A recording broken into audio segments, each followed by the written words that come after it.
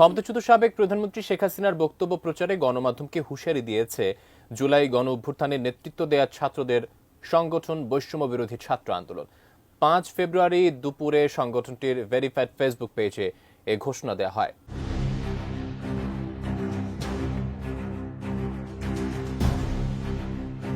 মঙ্গলবার রাতে নিষিদ্ধ সংগঠন ছাত্রলীগের ভেরিফাইড ফেসবুক পেজ থেকে জানানো হয়, ভারতে অবস্থানরত আওয়ামী লীগ সভাপতি বুধবার রাতে ছাত্রদের উদ্দেশ্যে বক্তব্য রাখবেন। এরপর বৈষম্য বিরোধী ছাত্র আন্দোলনের পক্ষ থেকে ঘোষণা আসে, শেখ হাসিনা ভাষণ দিলে বুধবার রাতে ধানমন্ডি ৩২ অভিমুখে বুলডোজার মিছিল করা হবে।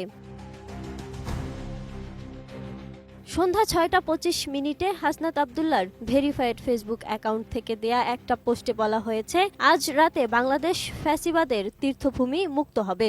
এরপর বুধবার দুপুরে রাজধানীর বাংলা মোটরে বৈষম্য বিরোধী ছাত্র আন্দোলনের কার্যালয়ে এক সংবাদ সম্মেলনে সংগঠনটির আহ্বায়ক হাসনাত আবদুল্লাহ বলেন, শেখ হাসিনার ভাষণ কোনো মিডিয়া প্রচার করলে ধরে নিতে হবে হাসিনাকে তারা সহযোগিতা করছে।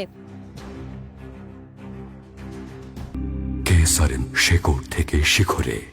সেখানে হাসনাত আবদুল্লাহ বলেন, শেখ হাসিনা ও ছাত্রলীগ প্রসঙ্গ এদেশে আর নেই। শেখ হাসিনা বাংলাদেশের কসাই। তার কোনো ভাষণ যদি এখন কোনো গণমাধ্যমে প্রচারিত হয়, তাহলে সে গণমাধ্যম শেখ হাসিনাকে সহযোগিতা করছে বলে ধরে নিতে হবে। ধরে নেওয়া হবে তারা জাতির আশা আকাঙ্ক্ষার বিরুদ্ধে অবস্থান নিচ্ছে। তারা সুশীলতাকে ছুঁড়ে ফেলে দিয়েছেন বলেই গণ অভ্যুত্থান হয়েছে। হাসিনার প্রশ্নে কোনো সুশীলতা নয় বলেও মন্তব্য করেন হাসনাত। গণমাধ্যমের উদ্দেশ্যে হাসনাত আরও বলেন, মিডিয়ায় এখনো দেখি ভাসুরের নাম মুখে নিতে কেমন যেন লাগে। এখনো সাবেক প্রধানমন্ত্রী লেখা হয়। উনি কি সাবেক নাকি ফ্যাসিবাদের Butcher of this motherland?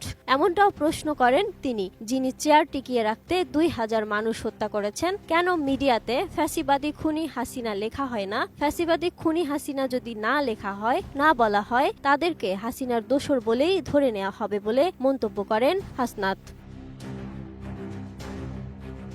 Hasnat বলেন, Hasina chapter, Chhatra League chapter ৫ August close করে দেওয়া হয়েছে। ৫ আগস্টের পর ফ্যাসিবাদ বিরোধী যে দলগুলো আছে তাদের সঙ্গে বর্তমান অন্তর্বর্তী সরকারের মতের পার্থক্য হবে, রাজনৈতিক মতপার্থক্য হবে, বিভাজনও থাকবে, কিন্তু এক জায়গায় স্পষ্ট, হাসিনা ও ফ্যাসিবাদের পুনর্বাসন কোনোভাবে এদেশে হতে দেয়া হবে না বলেও মন্তব্য করেন হাসনাত।